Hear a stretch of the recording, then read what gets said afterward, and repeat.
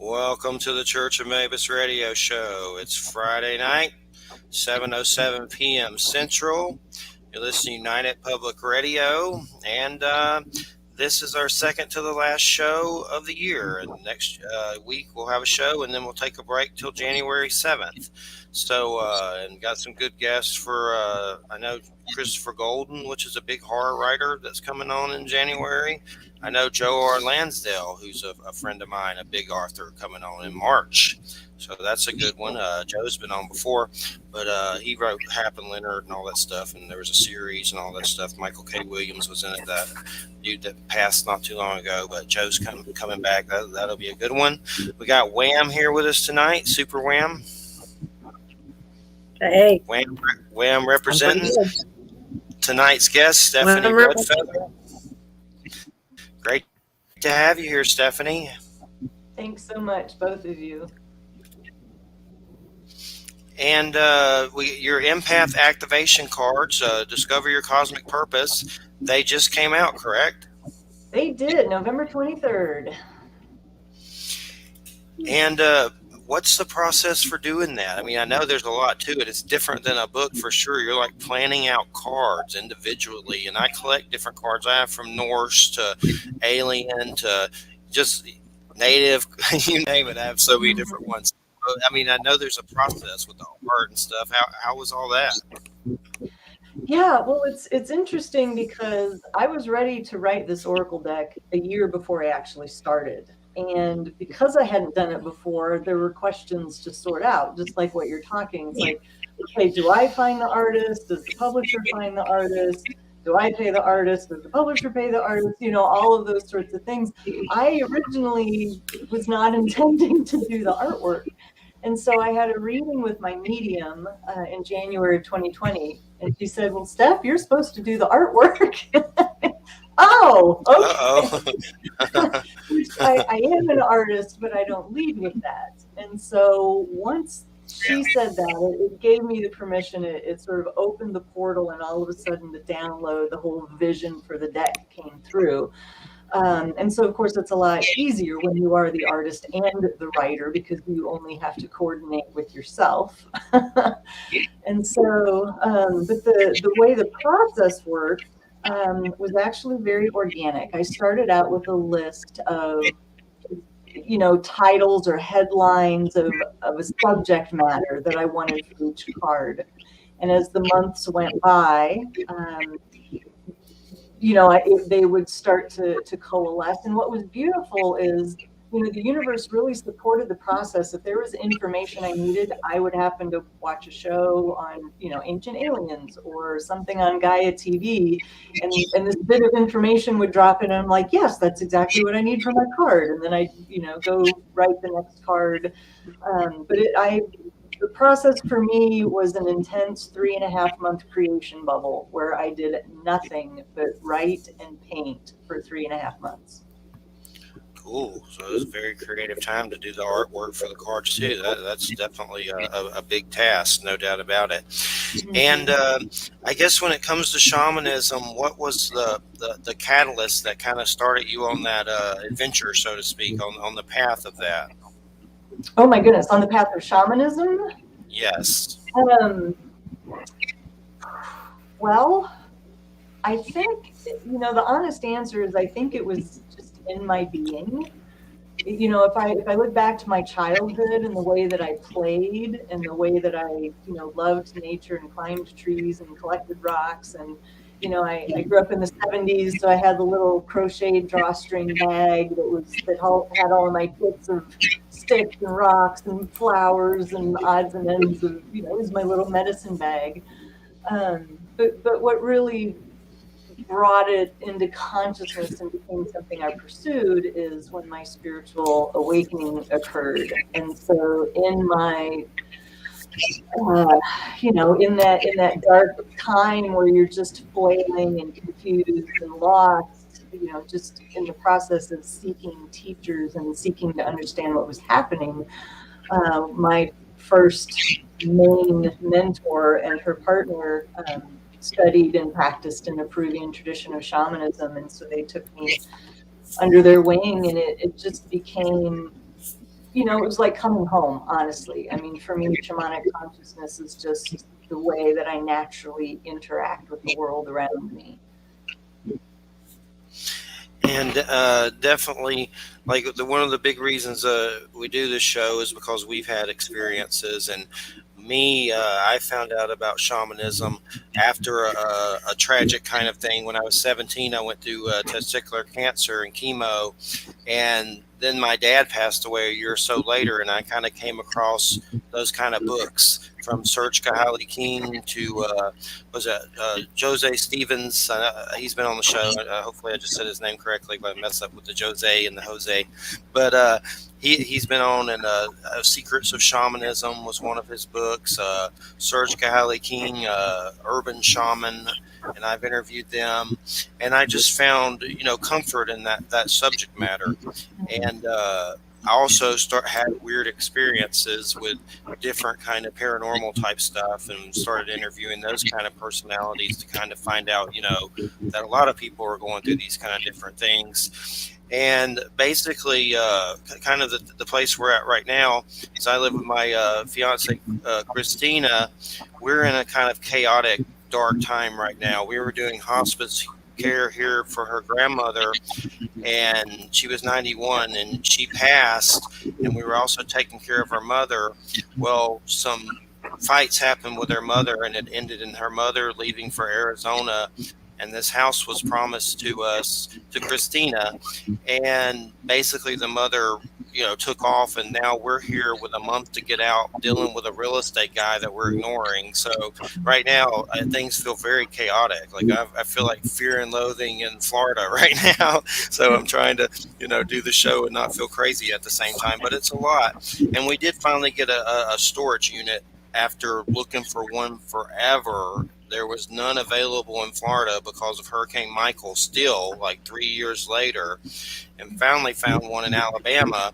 And now we're probably going to do an RV, and we have somewhere we can park.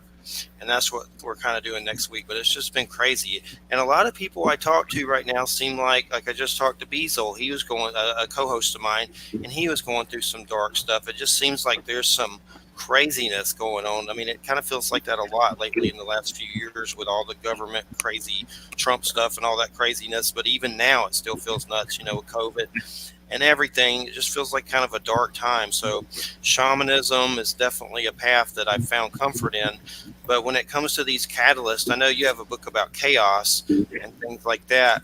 But I'm just kind of curious, from a shamanic point of view, how do you view kind of what is going on right now? Mm-hmm. Yeah, well, one of the things that I've studied a lot and worked with is a concept called the shadow. It's, of course, a term from psychology, but it applies in shamanic processes as well. And the short definition of shadow is basically the disowned or unloved parts of ourselves. And so we have individual shadow and we have collective shadow.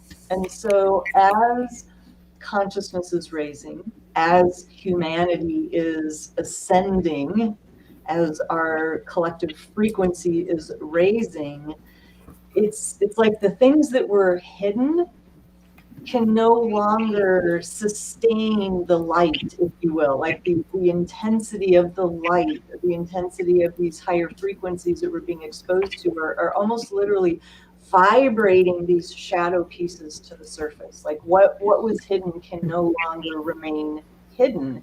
It's being revealed to be dealt with and healed and transformed. And so, that is a big piece of why it feels so chaotic, because before there was this kind of status quo where we still had shadow, right? We still individually and collectively as a society, as a country, as all of the different groups from individual to global, we still had pieces we wouldn't admit or recognize, things that we suppressed or didn't talk about or pretend weren't there. Now it's all out in the open, for us it forces us to deal with it.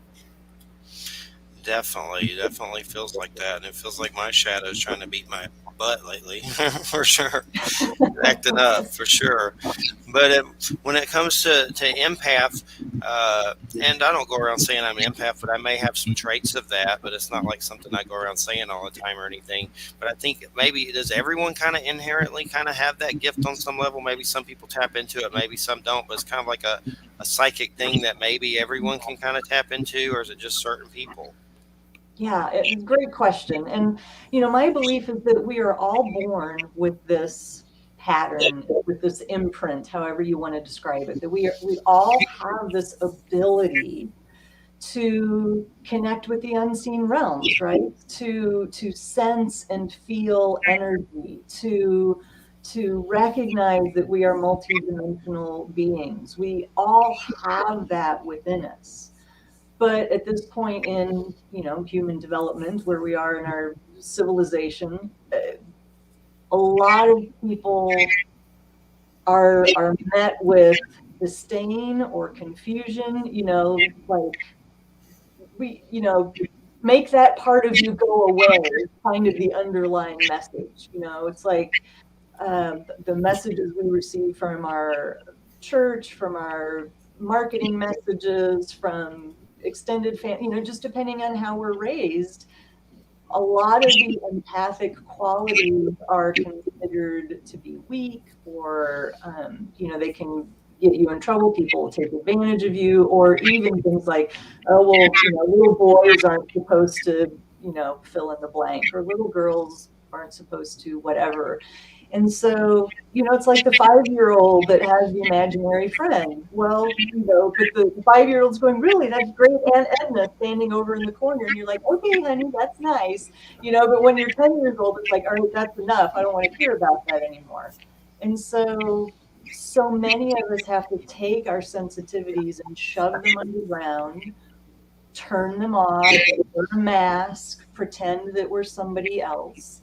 So like you said, we all have those abilities. I really believe that we're all born with that blueprint, but it's just a matter of, it's kind of the internal and external factors, like we talk about nature and nurture. It depends on Yeah, what your upbringing was, but sometimes, at some point, it doesn't matter. Your soul calls you forward into yourself, and you can no longer sustain that inner dissonance of not being your authentic self.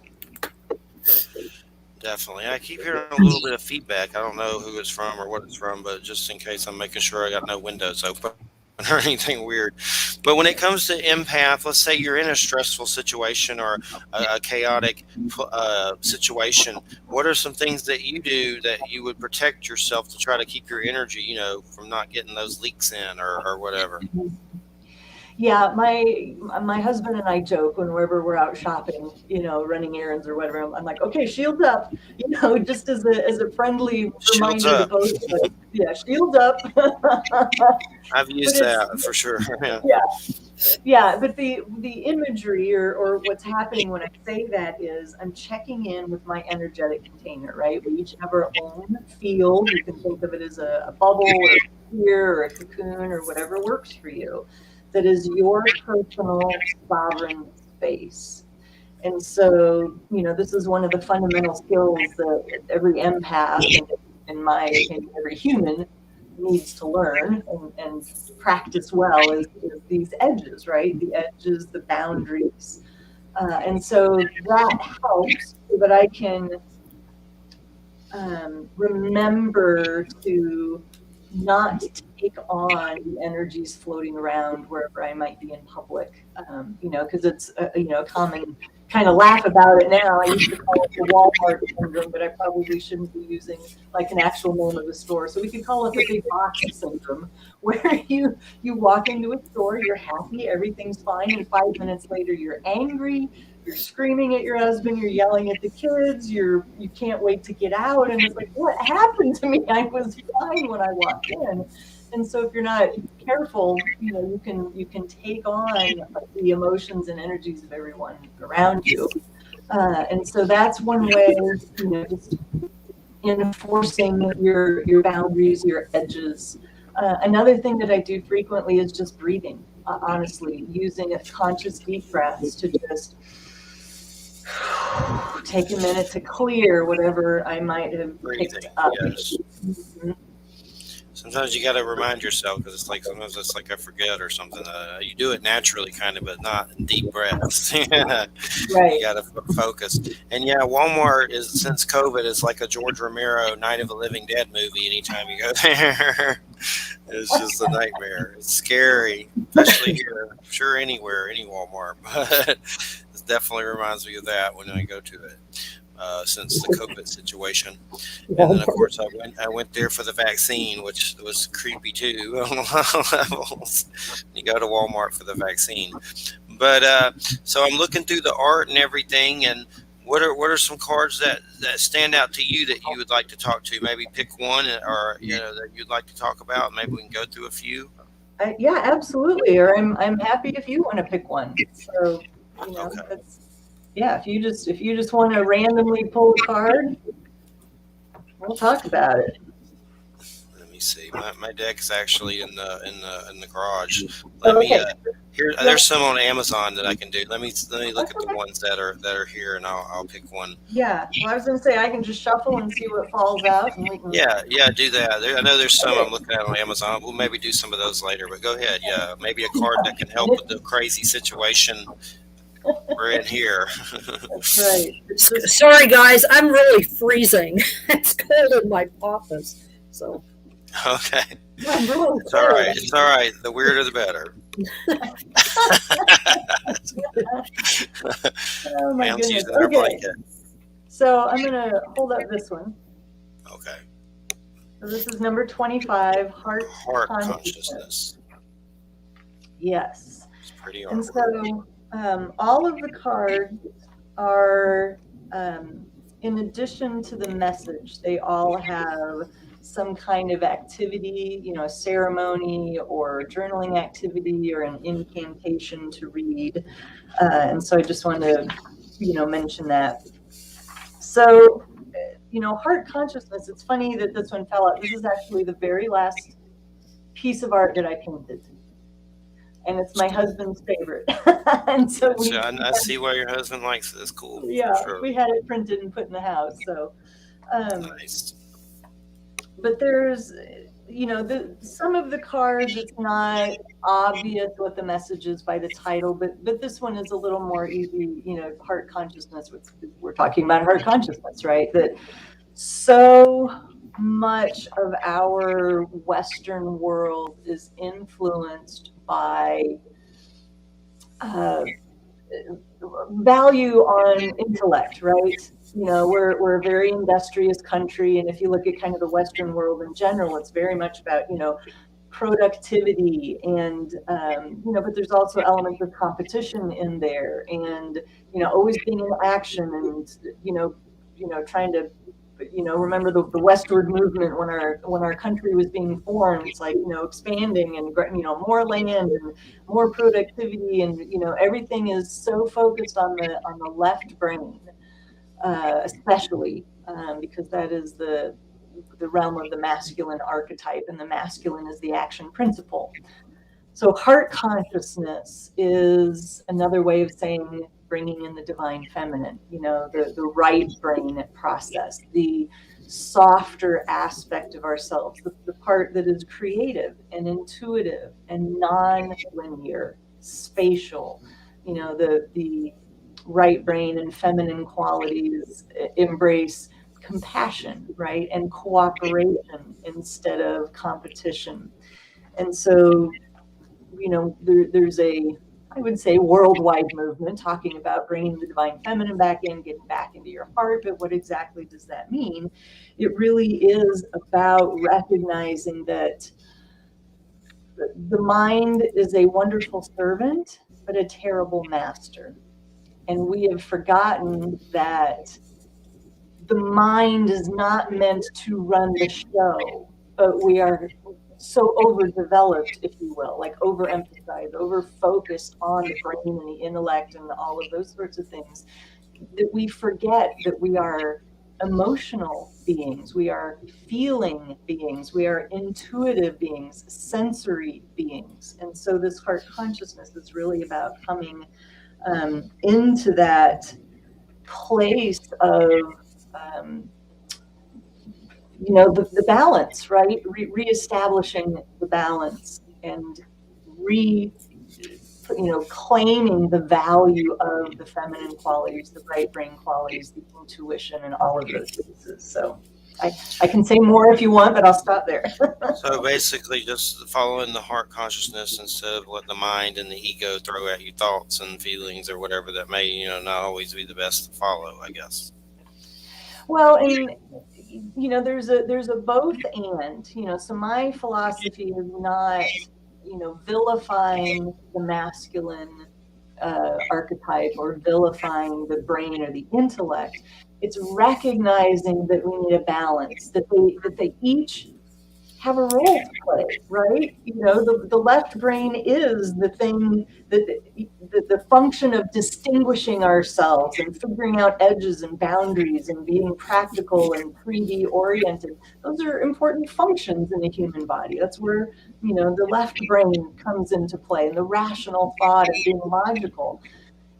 But it's not all and only about that. And so, yeah, we have an ego, and yeah, we have our inner dialogue, and there's all of these components that as a conscious human being it's necessary to acknowledge, but to remember that we are the bigger CEO, right? So all of these, if you just think about, the ego sitting at the table, the left brain sitting at the table, the right brain, the inner critic, all of these different parts.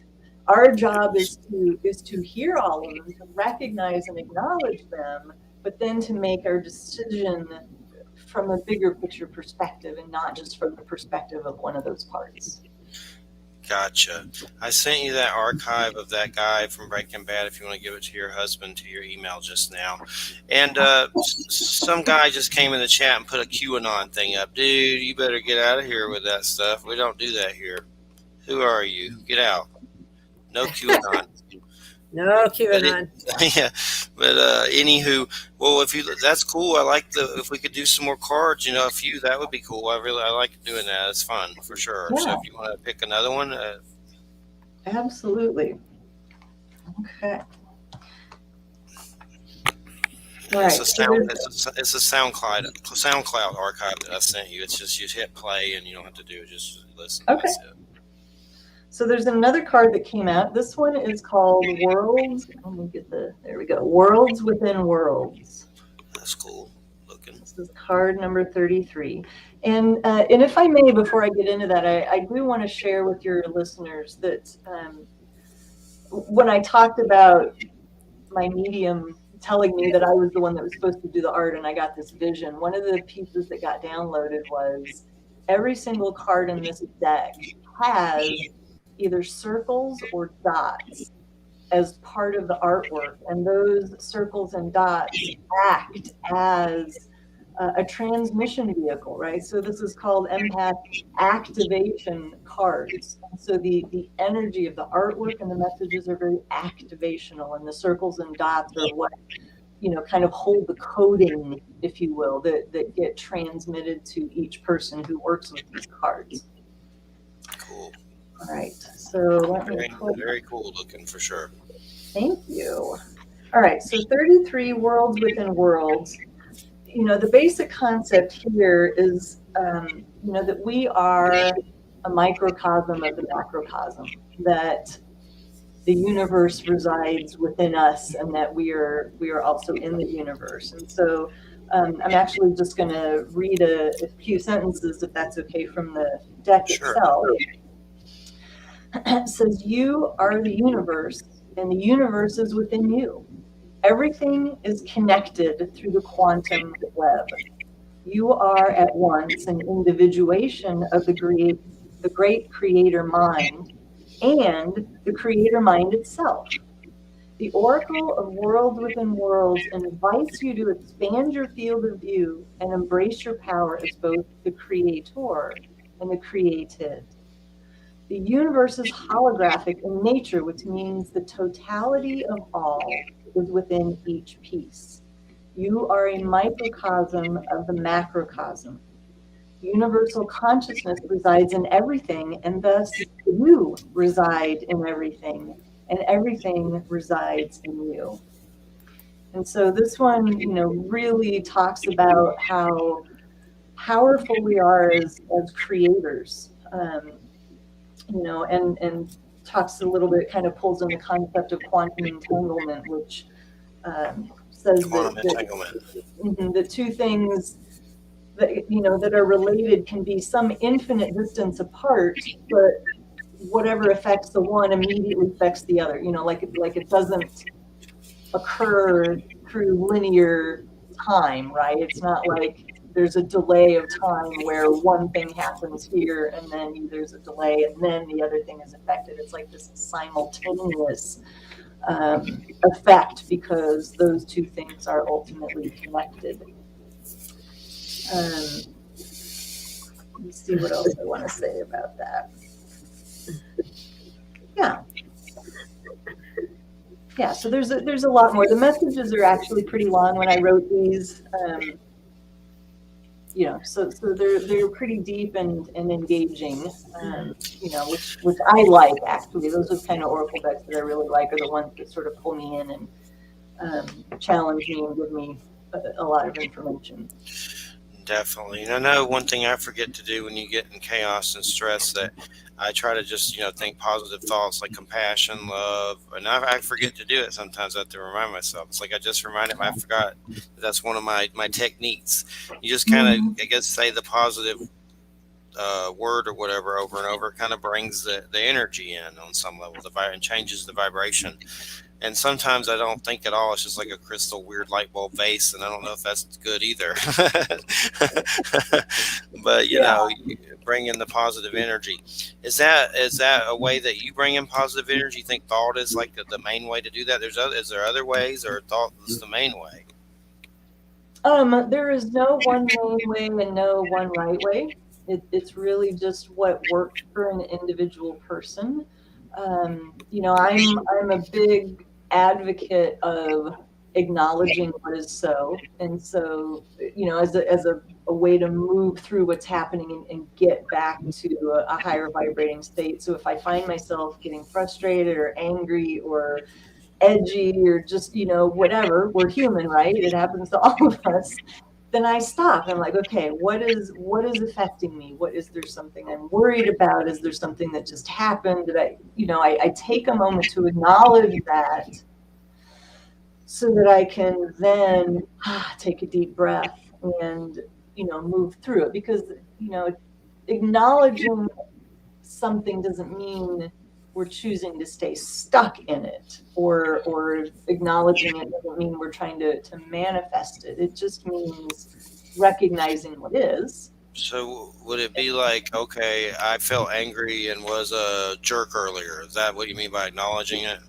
Yeah. Maybe I ate ate lunch downstairs and decided to catch the news, which maybe I shouldn't have done, and something, sparked in the back of my brain, and then I go back to my desk and work, and I just realize that I'm getting, the flow is not flowing for me, and I'm cranky, I feel my mood changing, and then I stop and go, all right, what is happening? Okay, well, I just watched this, news report, and here's how it made me feel, and and so once you can say it and acknowledge the thing, then you can release it. Yeah, the news can do that for sure. Like when you see crazy shootings and stuff. Even now with the news, I barely keep up. Well, where I work at a particular site, I have to do news for my job. But right now, I've noticed on the news circuits, they're hyping up the Russia and China like thermonuclear world war or whatever. And who knows, maybe that's about to happen. I don't know. But they're certainly amping it up right now. That's enough to make anyone feel crazy and gloomy. And honestly, I'm lucky because my husband has been in journalism. He likes history. He likes politics. And so he's actually my news channel. So it's actually very rare that I watch the news. When I stopped watching the news when I left the military. And so, he knows where to go. News channel. That's probably better than the news. Yes, and so I'm very blessed that way, because he knows where to go to find the truth of the story. Has he come to you and say, I think World War III is about to happen with nuclear holocaust with Russia and China? Hopefully Not not. yet. Okay, well, that's good. Not yet. It's definitely crazy. I know I saw one. It was like we were talking about the nuclear option with Russia. I'm like, that's probably not a good idea. Whichever way you toast it, but it's definitely crazy for sure. And Yeah. keeping that balance during it all, it's Yeah. just Well, it's not easy. for empaths, for sensitive souls, it's really important that we, this falls in the realm of self-care. Whatever that is for us. What is true for a lot of empaths is getting out in nature, right? Spending time alone, doing meditation, whatever your spiritual practice is, engaging in something creative, writing, drawing, painting, singing, chanting, whatever these things are that help us Nature's a good one. restore our energy. Because as empaths, our superpower, if you will, is blending and merging with other people, right? It's natural for us to be a sponge. So the flip side of that coin means it's challenging for us to figure out where we end and the next person begins. And so that is what takes effort, is to learn to draw that distinction. And so for a lot of empaths, being out in nature is a way for us to come back to ourselves, hear ourselves again, distinguish ourselves from all of the noise, the chaos, other people's energy and emotions and expectations. Nature's a good one for sure to reset, definitely. Wham, anything you'd like to add, Jedi Wham? I don't know. I don't know. Is it cold there? How cold is it? Well, it's cold for me right now. I mean, it's like, in New York. Well, what's happened is it's gotten cold, and now another front is moving in, and now it's damp. So it's damp and cold, and so I'm damp and cold. It's humid and hot, but the air's on, so it's a little better. So Yeah. the humidity though is terrible. Well, I find it interesting. I mean, I find these kinds of parallels interesting. I find it interesting that you live in Kansas City, because I lived most of my life in Kansas City. I was born in eastern Kansas, and spent much of my early life on a farm in Jefferson County, and had a variety of interesting experiences with the land and my grandparents, but eventually, many years later, after graduating from my PhD program and everything, I ended up moving back. One of the things that I say, moving back, that's interesting. When I lived with my grandpa's farm, there was a tributary of the Kaw River called the Delaware that ran near the house. And I always remember asking my grandfather, why is it called the Delaware? What is that about? Because I knew that Delaware was this eastern, state, and it wasn't, and he didn't know, oddly enough. It wasn't until many years later that I found out that it was called that because that whole area where we lived in Jefferson County and near Leavenworth County and into Lawrence was at one time Indian territory, where the Delaware Indians were pushed and settled before they were shoved further down south into Oklahoma. When I ended up moving to New York, I realized in an odd way, the Delaware, that was what the Munsee were called. That was not their original name. The Delaware is that they were named that because refugees from where I live now, the Mid-Hudson Valley, refugees gathered in what is now Delaware to escape along a river that had been named for a colonial settler, Delaware. And so they became called that. Mm-hmm. But I actually live now in the homeland of the people that were forcibly settled where I grew up. And I feel like I have come home. in a strange way. I am very connected to the ancestral powers here and have been blessed to connect with indigenous people here who never left. It's a lot of people think that there are no indigenous people east of the Mississippi, and that's not true. Many people stayed behind. They just learned how to hide in plain sight. And I've been fortunate to meet whole communities of these people here. And so for me, where I live now, I've been able to, the people here where I live, we know what the place was where I live. Where I live right now was a winter sheltering area for the Esopus Band of the Munsee. And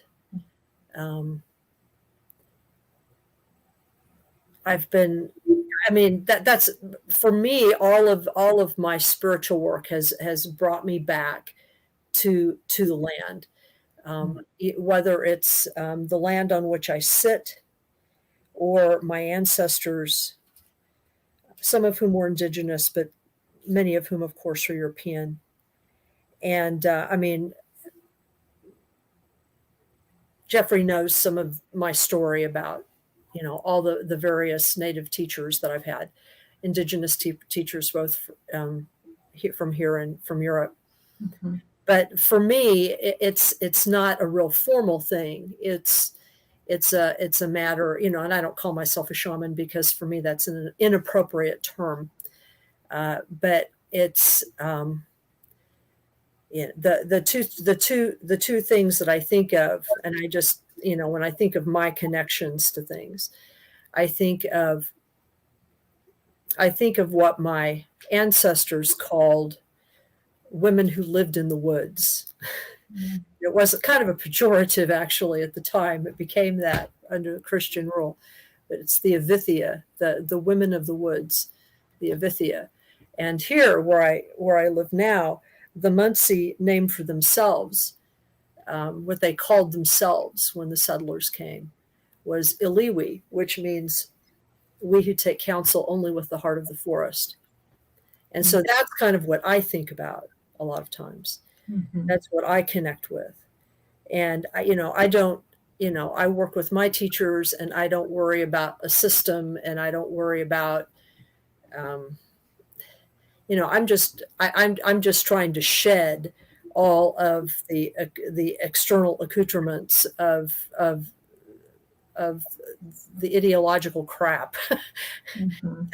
that has been laid upon me by my background and our middle class white background and all of that stuff, and I just so that's sort of where I'm coming from. It's like I live in a world of dreams now most of the time. If I have trouble, if I have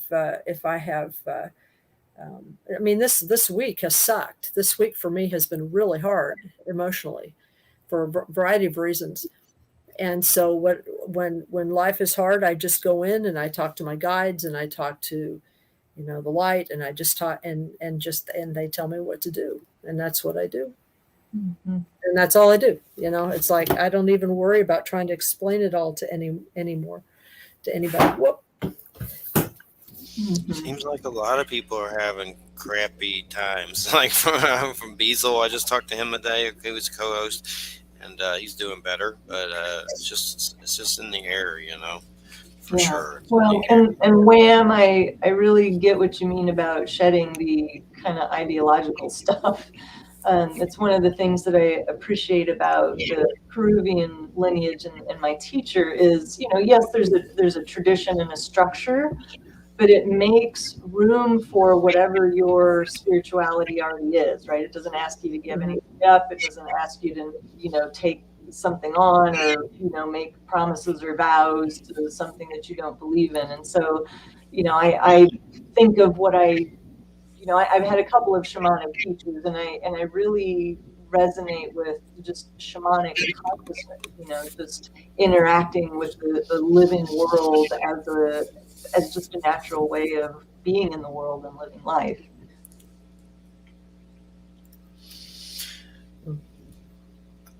I noticed one of your blurbs is Don Oscar. I always have trouble with his name, Miro Mhm. Quesado.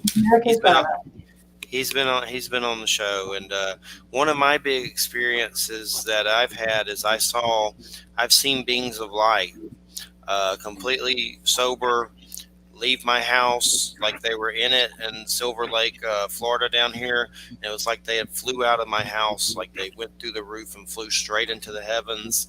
And I've seen them many times, and it's been a little while, but I've seen them in the heavens. I've seen one fly through the air like it was freaking something out of a comic book like Superman. Just beings, people made of light.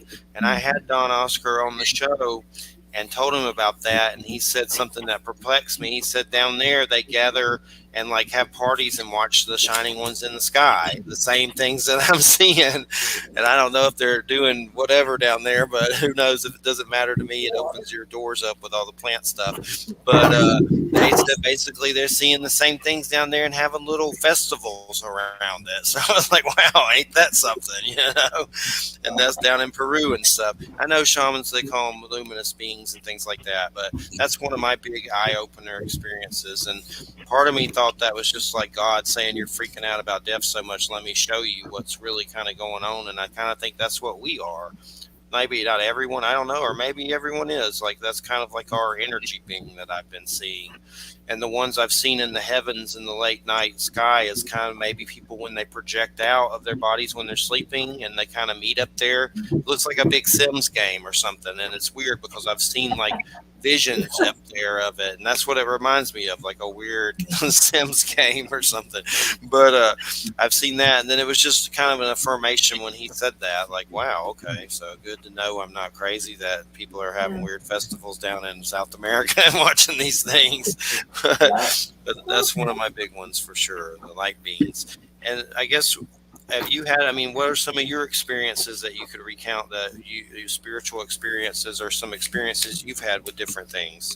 Yeah. So in my first book, The Evolutionary Empath, I talk about the different qualities of an empath and that they express on a wide spectrum for so many of us. And so my gifts, if you will, tend to be more in the perception of energy and emotions. And so, you seem to be a very clairvoyant, like visual person, where a lot of your experiences are visual.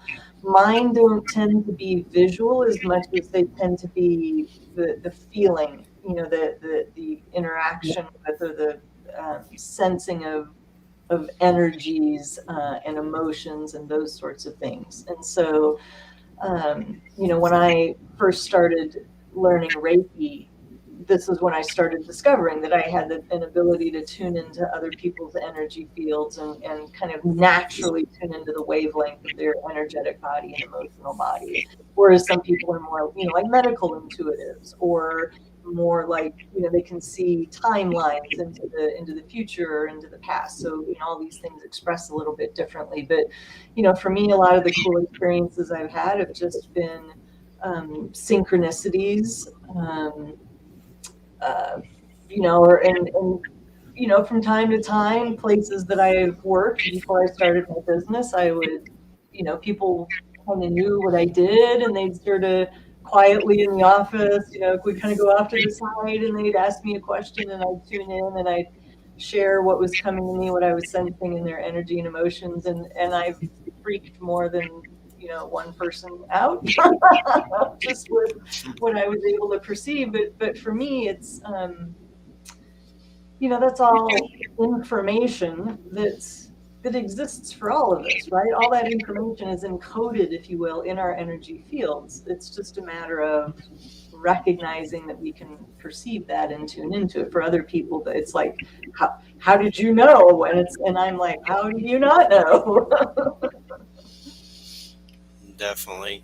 And then for people that have been hurt a lot, it's some of us can cut all our emotions off and try not to feel any of it, because it's like, well, I felt that all before and it felt like crap. So there's like some instinctual thing that kind of, I don't know, comes up to try to block it or whatever.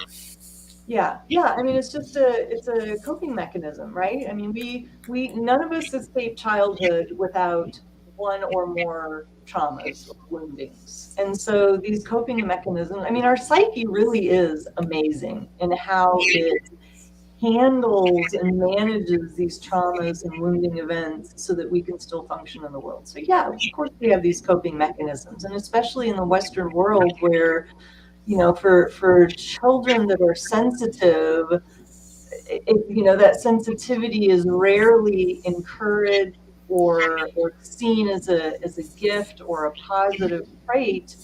And so much of our feeling body, so much of our emotions, we've learned to suppress. And so it's no wonder that we have kind of an epidemic of spiritual bypass, right? Because we all just learned as a coping mechanism, well, I'm going to leave my body, or I'm just going to live up here. It's a lot easier to live up here than it is to live in my lower chakras. Yeah, that's a coping mechanism. Leaving the body, I think that's one I use a lot.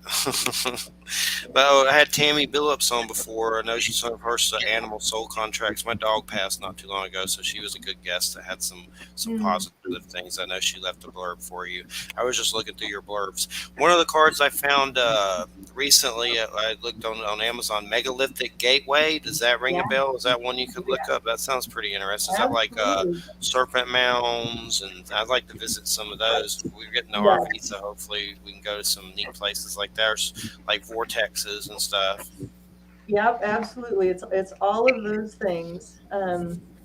Megalithic Gateway. Megalithic Gateway. Okay, so it's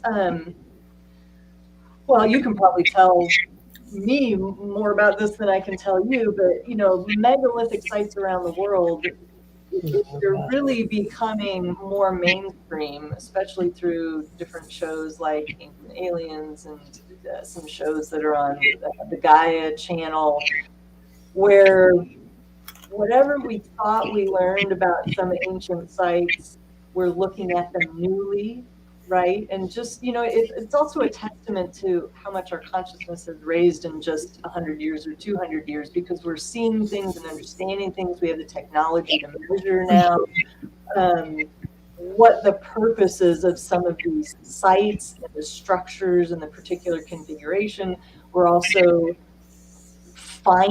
discovering more sites. Now that we have satellites that can map the entire globe, there are certain structures that have been found just by people who have spent months and years culling through satellite data, just looking Yes. for, Nazca type lines and, all of these different structures. But what's clear about all of them is they were created on purpose, very intentionally.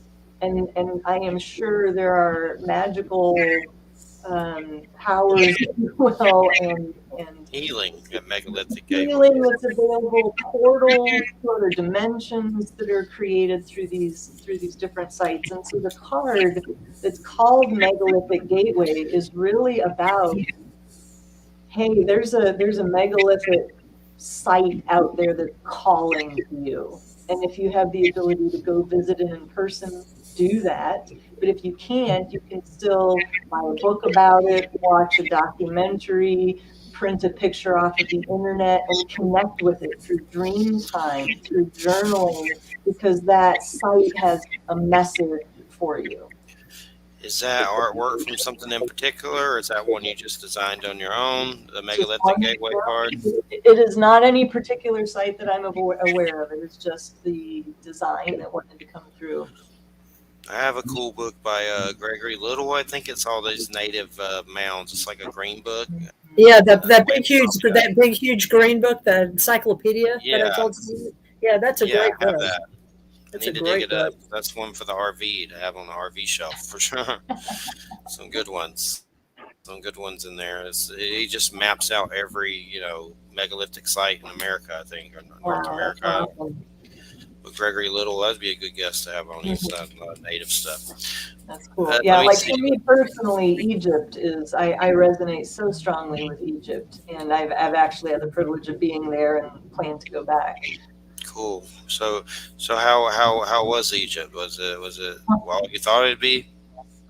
It was more than I thought. It was life-changing. It was the most magical bubble. Like for 2 weeks, our whole group was just in this bubble of magic and synchronicity. And, we had all these, our fee included a lot of private visits, which means we had to get up very early, but we were able to go to the Sphinx, go to the Great Pyramid, go to different temples before it was open to the public.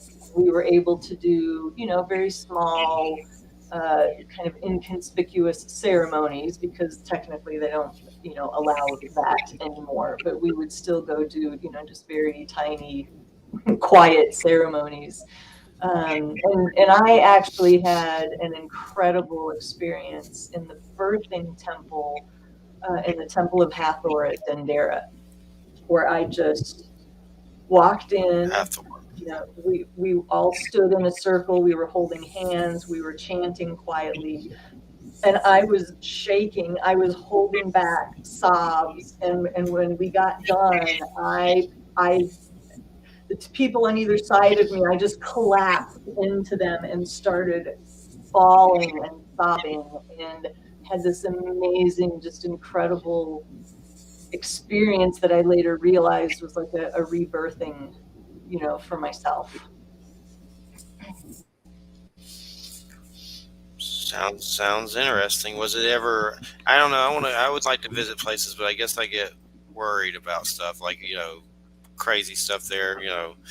Just danger on different levels. Like I've always, like ISIS, not the goddess, the terrorists and stuff like that. Right. Things like that. Was it ever scary there? Any? It wasn't. And I really, the travel company that we worked with is absolutely top notch. They have an incredible reputation. They take care of every detail. And so that's what I mean by kind of being in this magical bubble where I didn't have to worry about anything. I didn't have to make decisions or figure a thing out, or where am I going to go and how are we going to handle this and what do we do if this happens, because that's their job, is to make that magic happen for us. And they just did a brilliant job of it. Cool.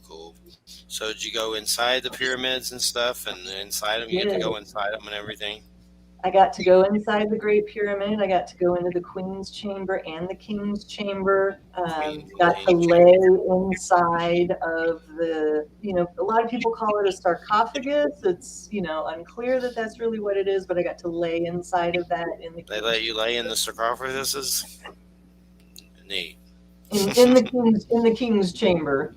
King's Chamber, okay. Yeah, and the most surprising experience for me, actually, for part of it, so we all flew into Cairo, but then we went down to Karnak, and in Egypt, the river actually flows directionally from south to north. So Cairo is downriver. And so we flew upriver to Karnak. And so part of the trip, we spent 5 days on a small boat on the river. And my experience of the Nile River was absolutely sublime. I mean, you talk about ancient mother energy. We actually had the privilege of being able to swim in the Nile. And because we were on a little ship, there were a few of us that were like, we were talking to our guide and said, hey, is there any way that we could get in the Nile for a minute? And he goes to the back, he talks to the engineer that's driving the boat. They just pull the boat over to the side, drop the plank, and we all got to go out and splash around in the river for a while. It was amazing. Such an incredible energy of that river. The Nile River, that's cool. They let you swim in it. That's definitely neat. Well, if you'd like to take a little break, we'll take a little break real quick, and then you can just come back, and me and Wham will talk about something interesting. Okay, sounds good. Just take your time. All right. Well, what have I been watching lately? I finished Chucky. That was pretty good. Chucky? You finished Chucky? Chucky, yeah, there's a show now about Chucky, the little, jerk doll that doesn't like people. The poltergeist haunted. Yeah. The best thing about that is Brad Dourif, though. He is really good. He's an actor. He's Well, been around he's for a while. fabulous. He's an amazing actor. I mean, He's the voice. I personally don't know why he's not more famous than he is.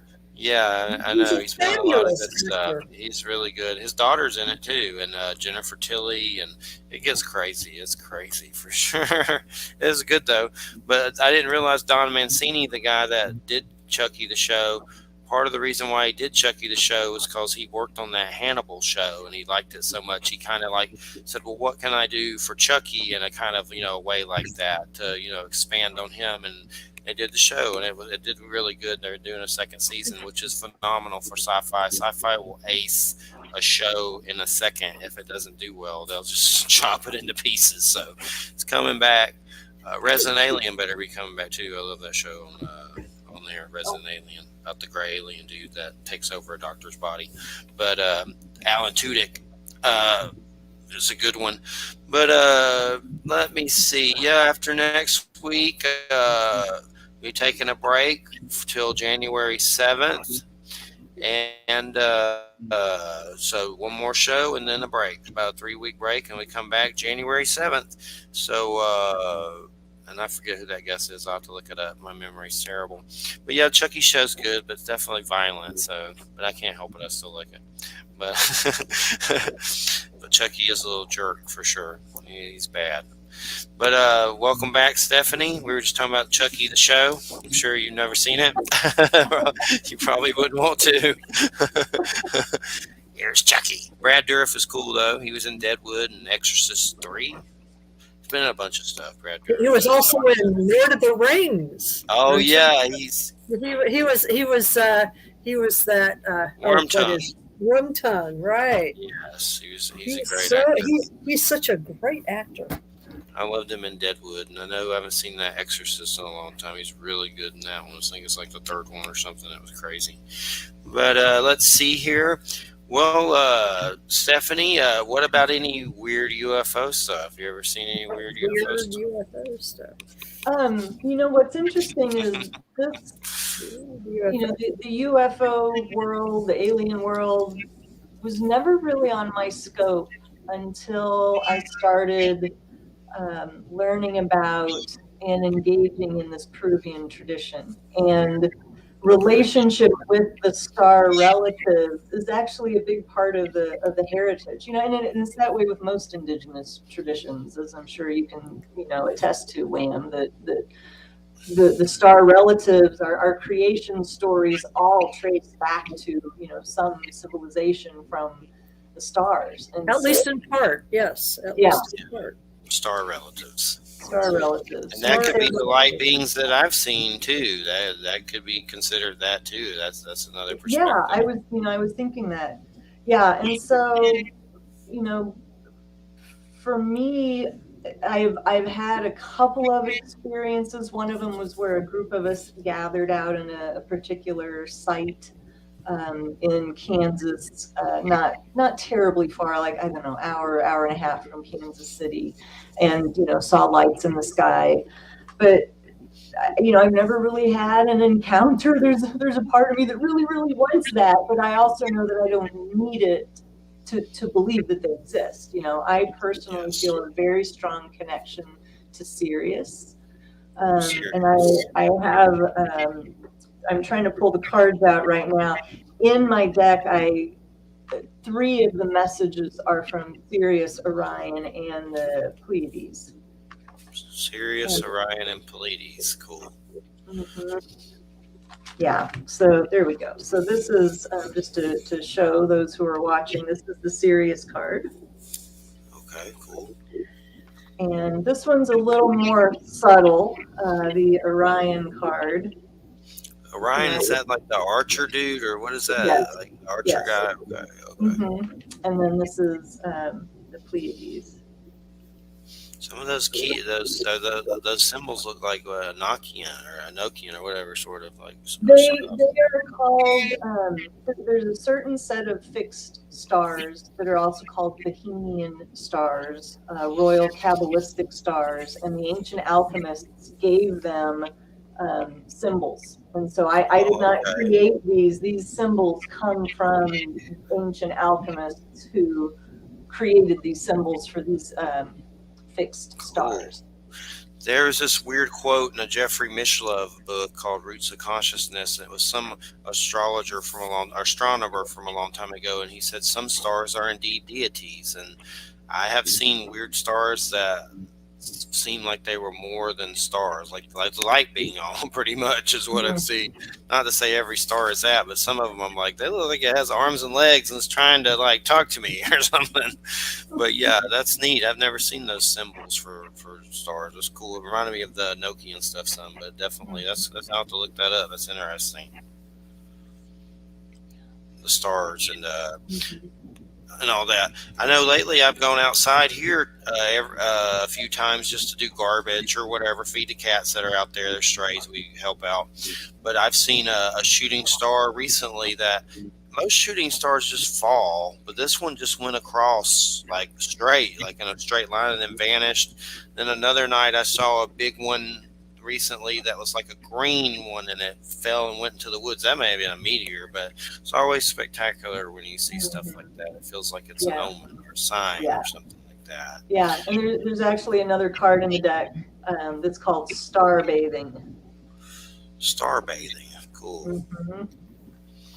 Which is about, just connecting with the celestial realms and the star beings. There's some out there. I don't know. Do you know which planets are visible or anything right now, Wham? There's one out there that's bright as can be, and it's like really low. Is that what you're thinking of? Maybe Venus? Isn't that the brightest one? There's one we've seen lately. Wow. Yeah, because Sirius is the brightest star in the sky. And I'd have to check. We should be getting to the point where Sirius is visible again in the night sky. Because for a while, since August, since it came above the horizon, you had to get up at like 5 o'clock in the morning, and now the time is moving on. Now 4 o'clock, 3 o'clock, 2 o'clock, 1 o'clock. Eventually, it gets to where, after dark, you can look up to the east and see Sirius. And actually, the way to find Sirius is you find Orion. Let's see if I can do this. And so the 3 stars that are in Orion's belt, if you trace those down to the southwest, it will point to Sirius. Cool. Another one that we've seen lately is around this time, and it looks really low and bright, really bright. Okay, so that might be Venus. Yeah, I think it's probably Venus. Here's hoping for some good energy on the solstice for sure. I'm a Capricorn, so hopefully that time brings in some kind of healing energy from good old Saturn and all that stuff and all that jazz. And then so let's see if there's some more cards. I'm on Amazon checking out the Empath activation cards. And did you ever do anything for the Trickster or anything that rings any bells? Was that in the deck, or was that not anything? No, that wasn't quite the focus. And so, if I can give just a little bit of a backstory. Okay. My original title for this deck was Cosmic Mission Activation Code. And so, this is part of the negotiating process when you have a publisher, is they want to hear, as the author, what do you want to call the word, what title, what subtitle, and all of those things, and then they reserve the right to tweak things. And so my first book is called The Evolutionary Empath, and so you can see that they chose to kind of relate the two, like, the background colors are similar, the fonts and that sort of thing. So my publisher decided to call it Empath Activation Cards, Discover Your Cosmic Purpose. But this deck is really, it's a high vibrational deck. It really does talk about it's more spiritual concepts, but it also draws from science and a variety of different disciplines. And in addition, one of the things that makes this unique is you can use this deck like you would any other oracle deck, right? Pull a card for the day, or create a spread that you want to use for a reading, or however you want to use it. But I created an additional overlay so that you could actually read through this book from front to back, start to finish, and use it as a self-guided initiation into the mysteries of higher consciousness. And so, as I was completing writing the work, the 44 cards started to organize themselves into 4 different groups of 11 that ended up becoming these, what I called initiatory paths. And so there is a progression that happens as you move through the cards sequentially. Well, they're definitely very cool. I like them a lot. What is Blue Star Temple? It says you're director of Blue Star Temple. Yes, that is the name of my business. It is not a brick and mortar.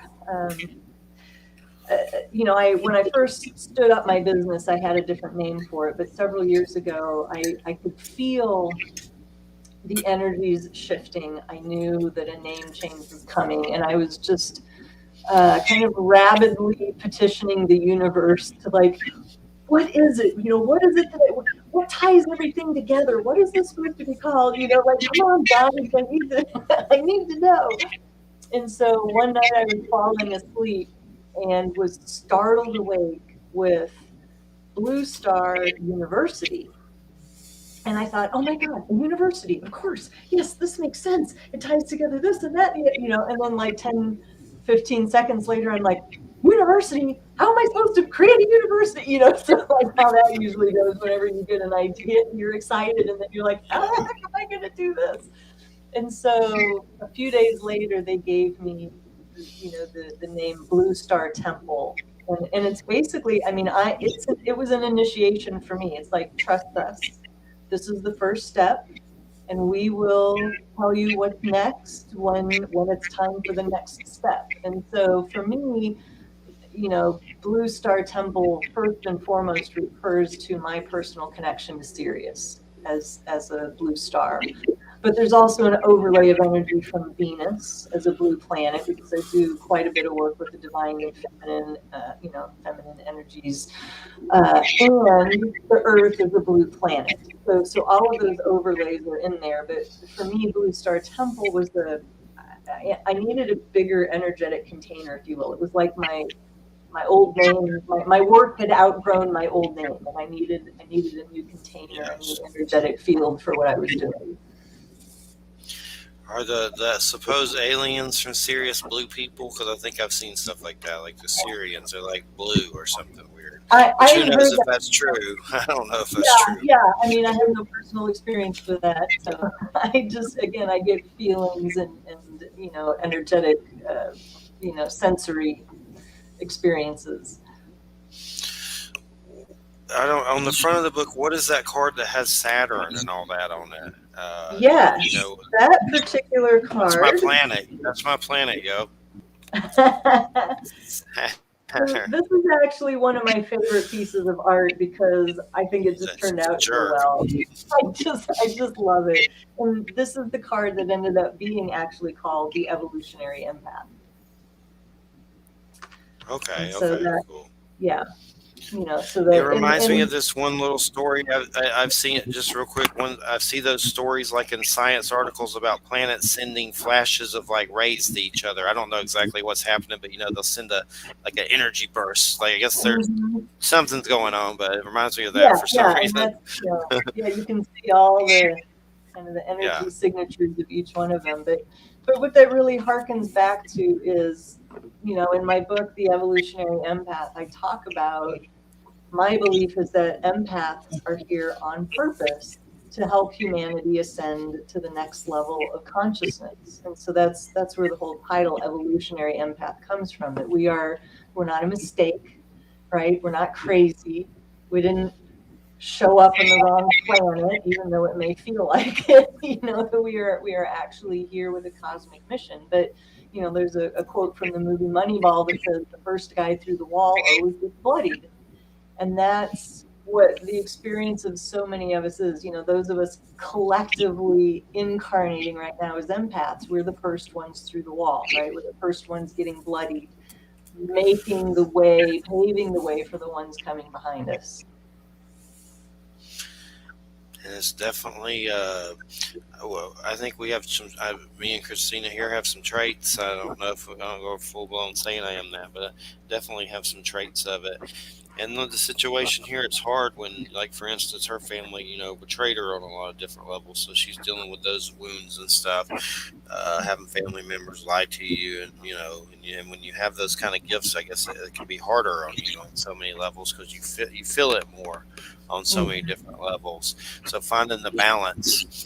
And then the situation here, it's like, you were supposed to be out by January, but I don't trust her mom. Who knows what could happen with that? It could be she could pull another card out and, have less time. So it's trying to get it done. It's definitely been one of the craziest stressful things in a while that I've seen for sure. And trying to find that balance. I have to remember to do the positive thoughts more and affirmations. Those help me a lot.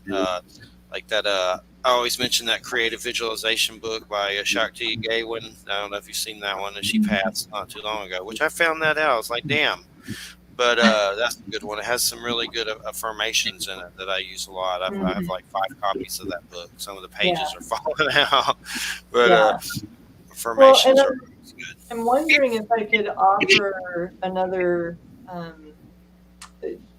practice for you, not to make this a therapy session, but there's something I share with a lot of my clients that, if there is a stressful situation, family members aren't speaking, or, this also works for somebody who's no longer embodied, is to have a conversation with the person's higher self.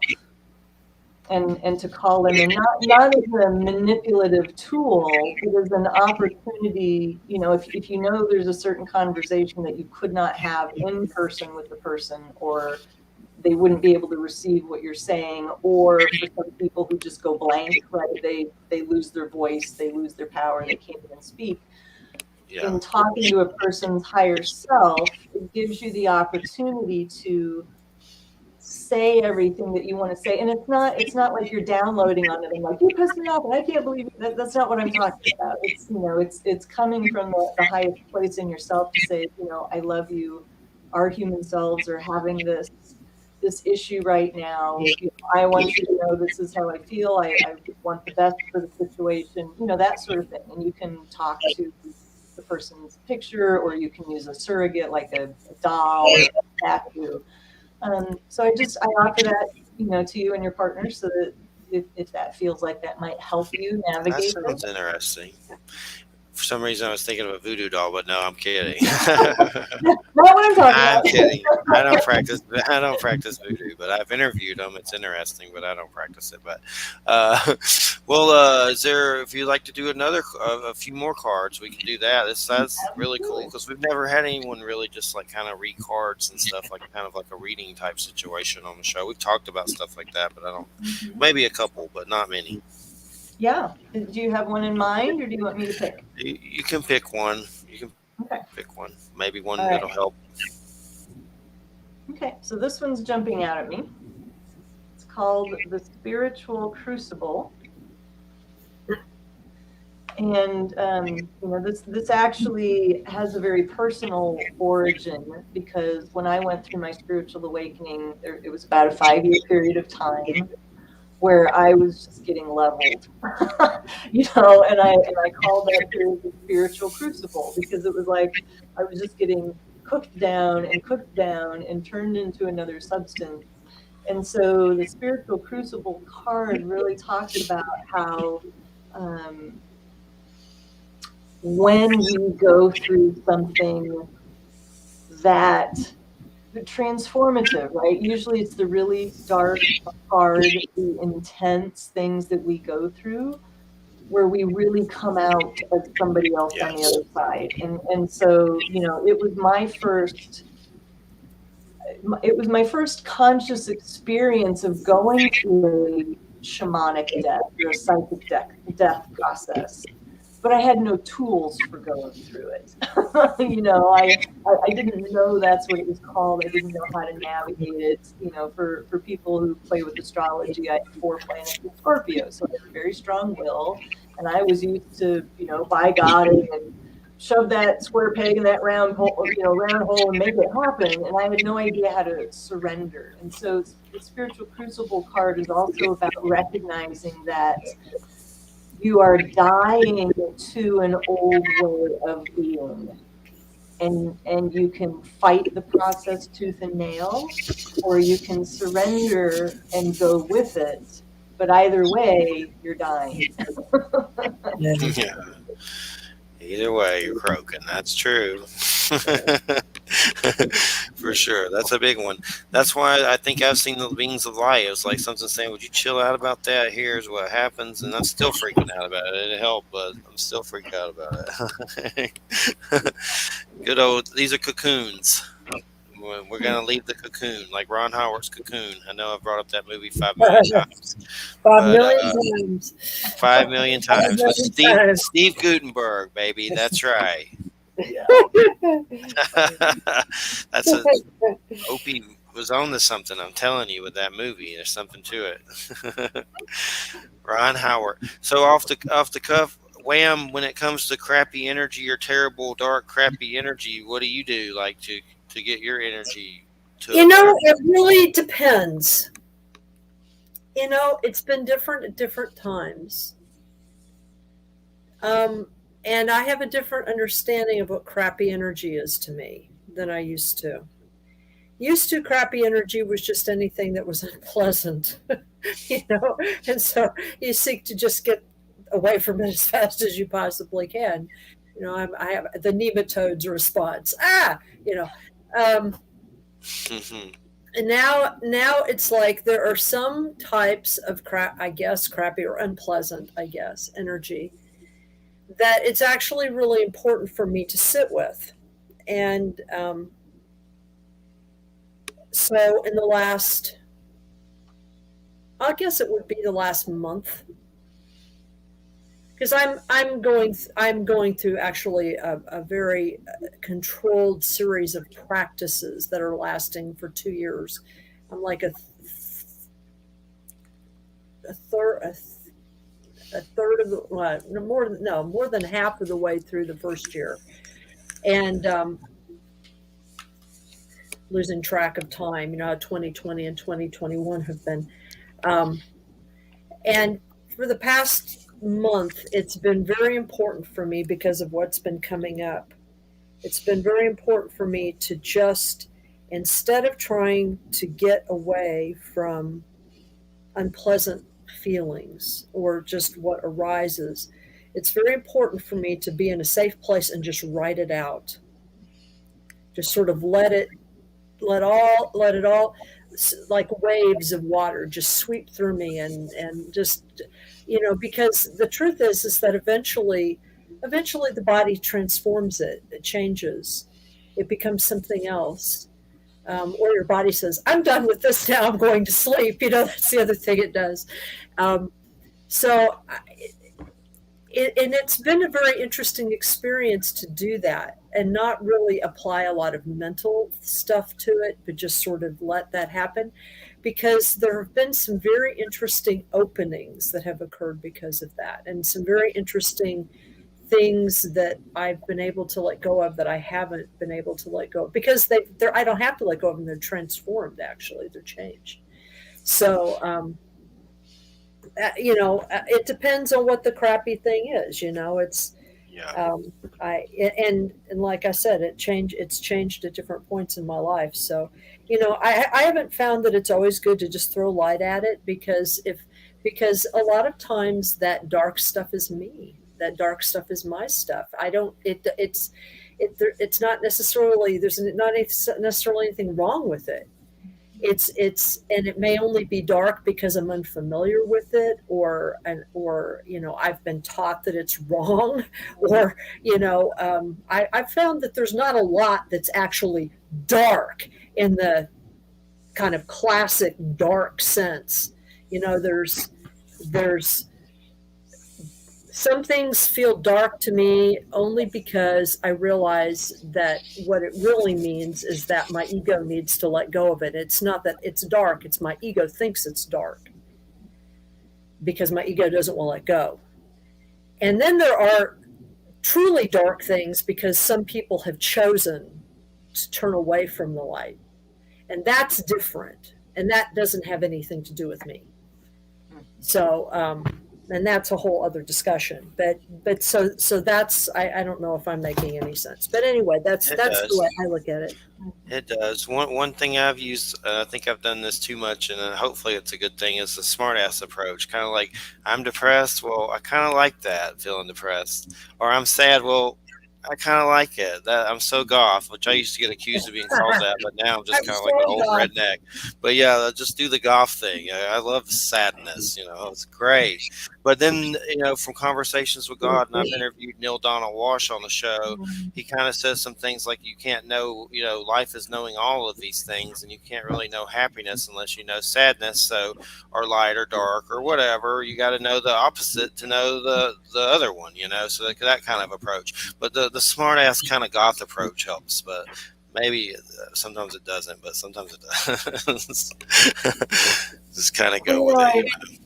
I think, similar to the fact that, this country and I can't say about other Western civilizations, we're not very good at dealing with death, of giving ourselves time to grieve, of, you know, everything in the death process is very detached. Somebody else handles the body, all of those sorts of things. But it's like anything that is heavy or sad or, like you were saying, Wham, it doesn't necessarily mean that it's bad.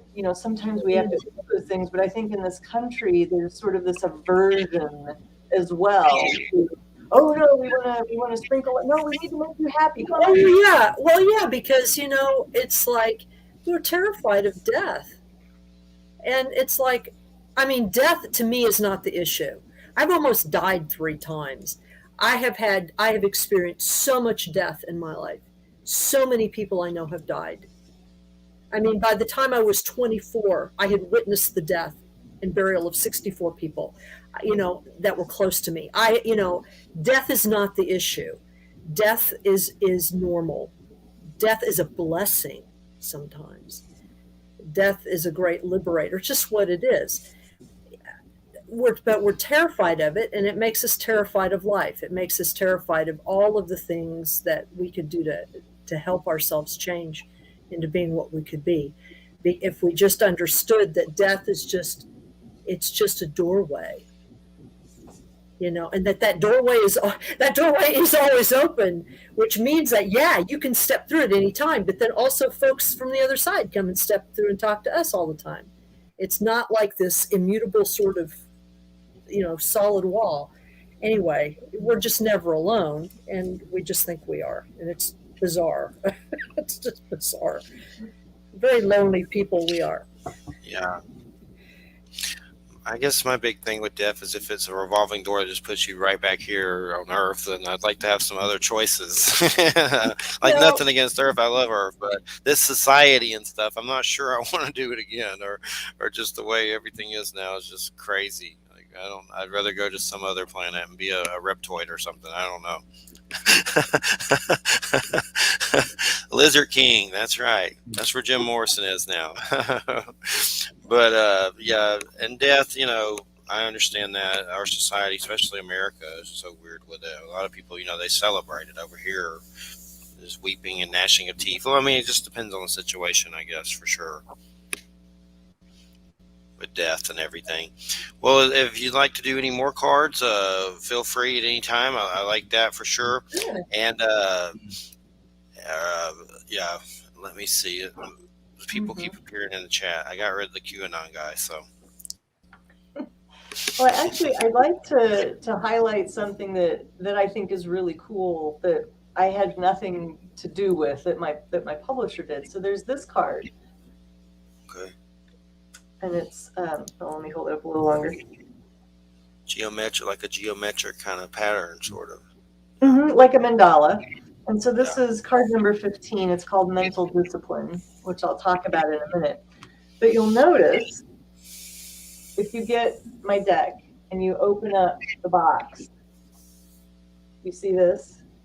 They took that image and they stripped the color out of it and made it white, and they put it on the inside of the box, and they put it on the spine, and they put it on the spine, and they put it on the back of the book. And so, I didn't get my author's copy. Like I knew what the cover looked like. I knew what the back looked like because they send me these things, but I did not have the whole box. I didn't know what the whole thing was going to look like. And so when I got my author's copy the first time and opened it up, I was practically speechless because I went, holy crap, there's a portal in my deck.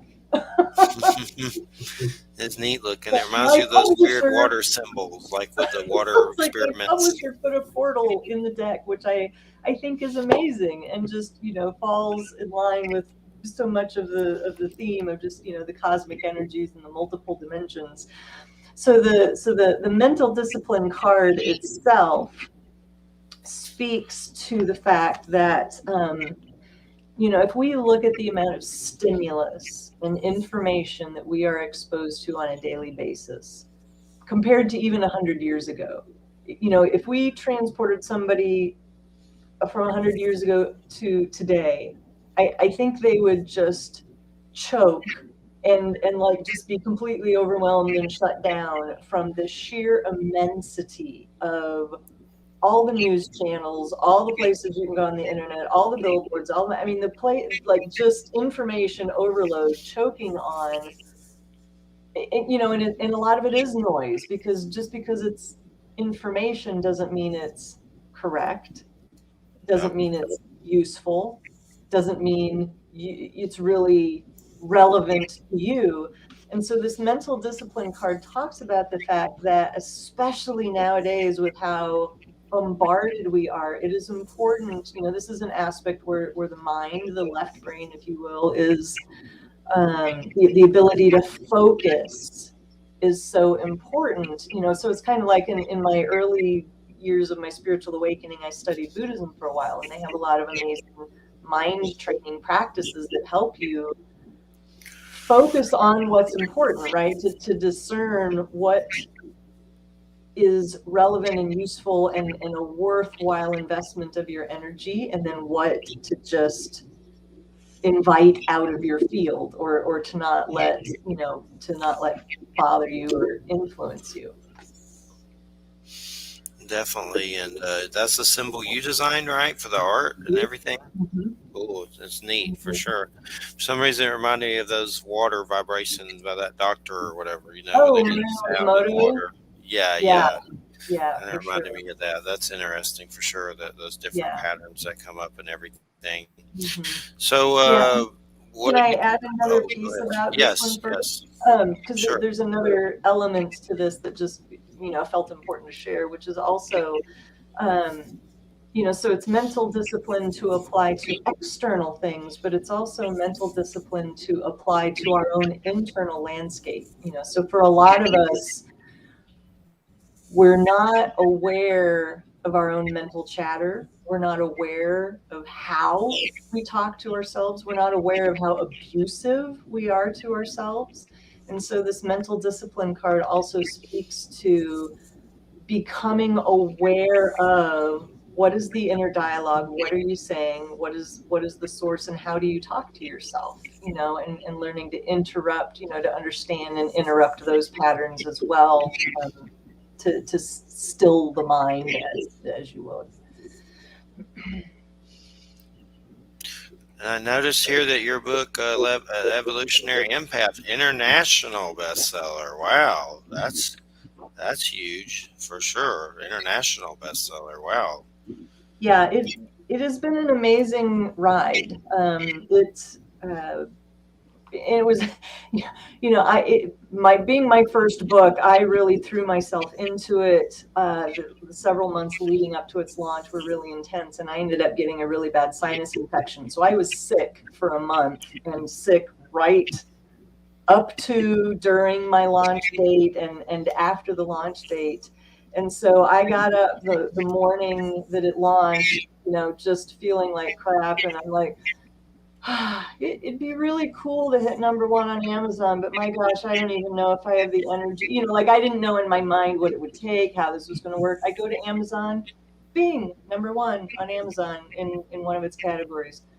I checked Canada, I checked UK.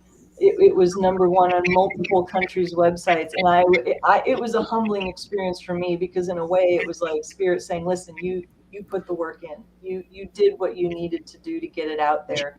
Trust that the work has a life of its own, and it will get to the people that it needs to get to." And then it got translated in a bunch of different places too. That's Mhm. big, Yeah, for sure. it's available in Dutch, German, and Hungarian. And there's also an audiobook, which I had the honor of reading. So if you get the audio book, it's my voice that you'll hear. Cool. What are you planning anything for the future that you can talk about, or what's going on in the future? I have so many ideas that I need to clone myself about 6 times just to just to deal with. That's one of the things where it's like, when I talk to Spirit, it's like, okay, help, help. What do you want me to do first? What do you want? So I am actively in conversation with Spirit right now as to my next work. I have a couple of ideas, and things aren't, like the signals that I usually get to let me know, bing, that's it. I'm the lightning bolt. That moment hasn't quite happened yet. So I'm still playing with some different ideas, but I'm always developing. Like I've got a mystery school that I've created around the Oracle deck that's launching February 4th, where it's going to be, each person is going to be able to kind of personalize their ascension process, if you will, during the course of this mystery school by the cards they choose in the deck. But we're also going to talk about, tools and practices for learning how to handle the 5D frequencies, how not to get your butt kicked, how to what those ascension symptoms feel like, just learning how to be a multidimensional human being. And a big part of that is being gentle with ourselves, because it is not an easy process. So I've always got workshops that I'm creating, workbooks. I am guests on a variety of telesummits, and so I'm always creating something. And you were an Air Force officer before all this, taking this journey, or was that journey? What'd you do there? What did I? Yeah, in what feels like a whole nother lifetime ago, because people who know me now are like, "You were what?" But it's a part of my personal history. I was actually a very creative, intuitive child. I danced and sang and performed and all of that kind of stuff. And then fast forward a few years, and I get a degree in applied mathematics and become an Air Force officer. So there's definitely a whole story there. So I was an intelligence officer. So, can't talk much about what I did, but I was my first UFOs, I bet. No, none of that. No, I can say that I didn't have anything to do with that. But my Project first Blue Book. right. I was stationed out at Beale Air Force Base in California, where the U-2s were stationed. So I supported the mission of the U-2s for about 3 years, and then my next assignment was at Stratcom, which is off at Air Force Base in Omaha, Nebraska. And so, different level of work there. And then my last assignment, I was an ROTC instructor at St. Louis University, which is actually a cool full circle moment. When I was in high school, I applied for the Air Force Academy and didn't make it. And, thank God, because knowing myself the way I know myself now, I'm like, ooh, I would not have done well there. So my backup plan was to apply for an ROTC scholarship, which I got, and, went to university. Well, it's Missouri Science and Technical School now. They renamed it from when I went there, and went through ROTC while I was getting my degree. And so it made sense for me at the time, because that creative, intuitive part of myself I shut down when I started to enter my teen years. And looking back at it, in hindsight's always 2020. If I frame it in terms of the masculine and feminine, my feminine was feeling very unsafe in the world. And my masculine came in to the best of his ability and said, I'll save you, and took her and put her in a box and put her away for safekeeping. And so you can almost chart in high school feminine expression going down, masculine expression going up. And so by the time it was time for me to start making decisions about my career in adulthood, it's like, yes, I'm going to be very practical. I'm going to get a math degree and I'm going to go into the Air Force. And so, yeah. What was the animals book? Was it Stephen Farmer and stuff? Was that just like Animal Spirit Guide book? You contributed to it or something? I see it on your bio. Yes. So I have a copy. These are on pre-order right now. So there's, when I was launching The Evolutionary Empath, my first book, in addition to my publisher's marketing efforts, I also hired a conscious marketing company to really knock it out of the park. And that company, is called Sacred Stories. And so my friends over at Sacred Stories have created this amazing, it's a series. This is the first book in the series. It's called Common Sentience. And so these are all multi-author books where people contribute, real life stories that are based on the theme. And so I've got a chapter in this animals book, and it's called Personal Tales of Encounters with Spirit Animals. And so I had an amazing experience with owls that came to bracket the writing of my first book, The Evolutionary Empath. And I won't give it away. I started to say, but it's a really cool story that involved owls. And so there's multiple books in this series that are going to be coming out over 2020. This is the only one so far that I have a story in. Cool. I'll have to check it out for sure. I saw a fox recently with Christina, and I think it was at the graveyard. That was pretty cool. It's not something you see all the time. It's a fox. At first you see its eyes glow, and then you saw its whole body. She has a lot of owl experiences, like crazy. It's like I never see them. She sees them like all the time. I don't think they like me or something. I have a lot. Oh, I did. Yeah. Are a big, just birds in general are a big spirit animal category for me. So. One time we were on the back porch here, and this was kind of creepy. For some reason, I brought up Lilith, that whole story with Adam and Eve and Lilith and all that stuff, the weird stuff with that. But I brought it up, and suddenly out of nowhere, heard a crazy owl noise, like one of those. I don't know. I forget what she said, what kind it was. I don't remember, but it was just creepy because I had said that name, and then suddenly this noise, like, ah, ah, ah. I was like, what the hell? It's kind of eerie. It was actually scary a little. Like, I'm not going to say that name anymore.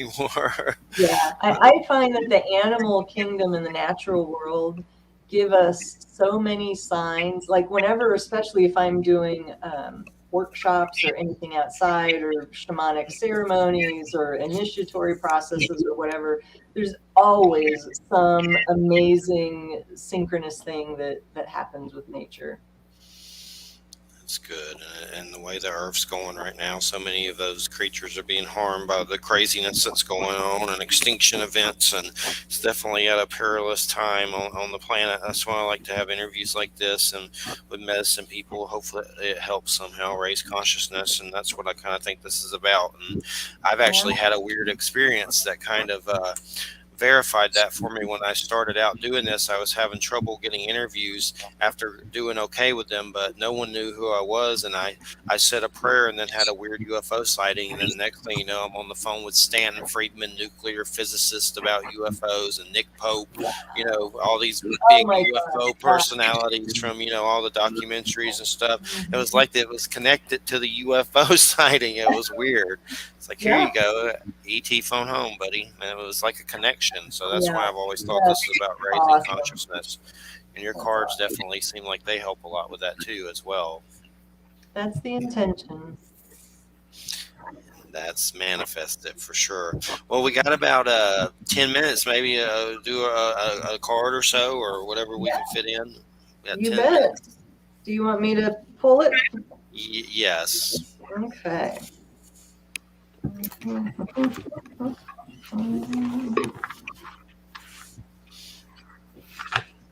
All right. Just had it. It's hiding from me. All right, here we go. The cosmic egg. Cool. And so the cosmic egg is actually a concept that you find in a lot of creation stories and creation myths, that for each tribe or culture, that their creation story often goes back to some kind of void space, the cosmic egg. So of course the symbolism of the egg is the womb space, the cosmic womb, the birthing.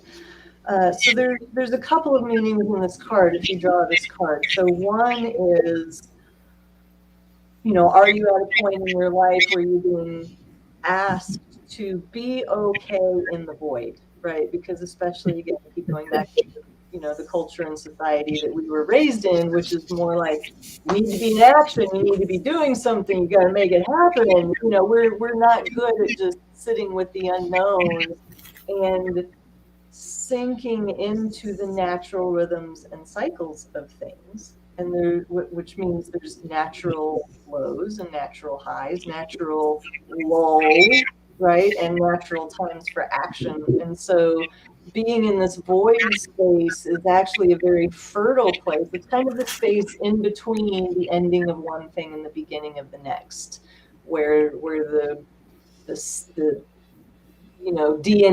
if you will, of the next version of you, or the next chapter of your life, or the next thing you're trying to bring forward is actually baking and gestating.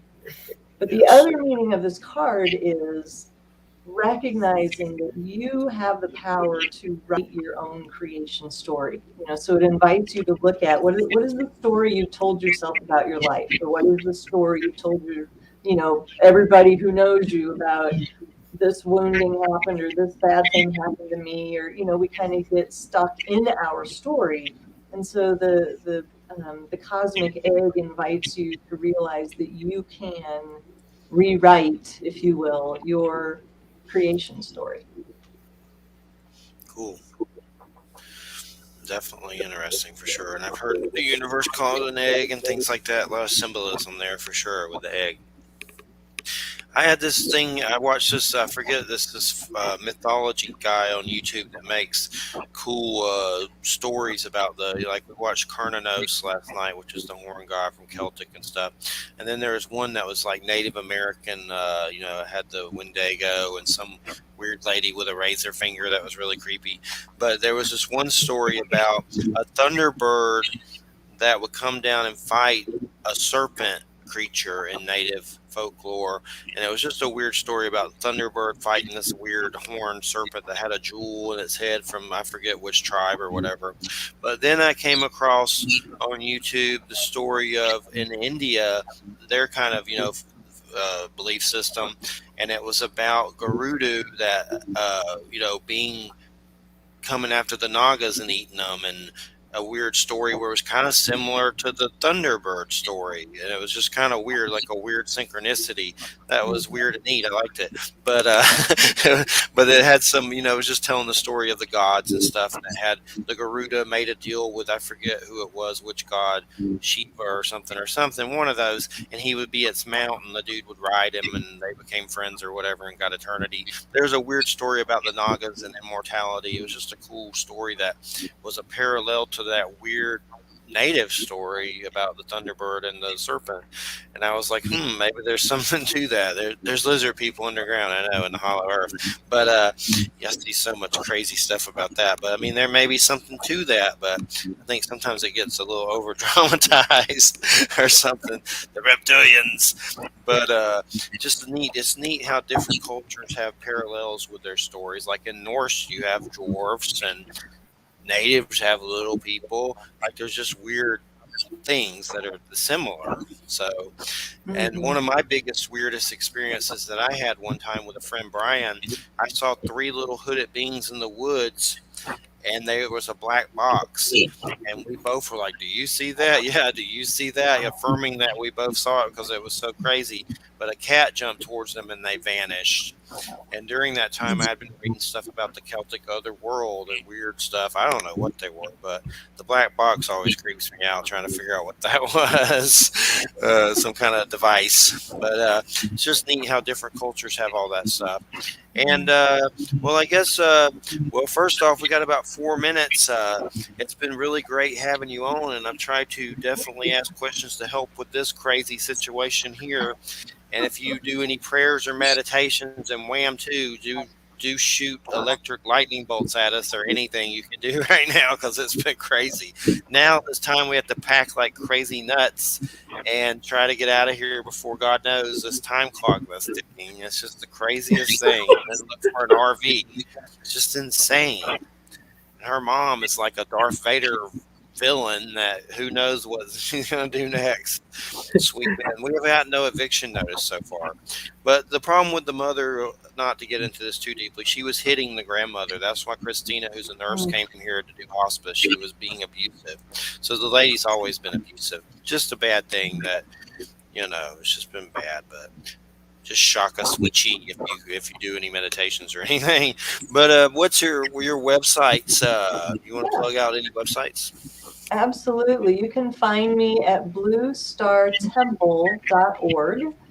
And there, the 3 pillars, if you will, of my business. I work with clients one-on-one. I teach classes and workshops and programs. And then the third leg is all of my products. It includes books, oracle decks. I have meditations for sale, workbooks, video home study courses, all of those sorts of things. So the best way to stay in touch with me is to get on my mailing list. So if you go to my website, I have a free gift available for you. It's called 11 Self-Care Must-Haves for Empaths, Lightworkers, Starseeds, and Wayshowers. I also have an Empath Facebook group if you're so inclined to be part of that community. So bluestartemple.org or search for me on Facebook.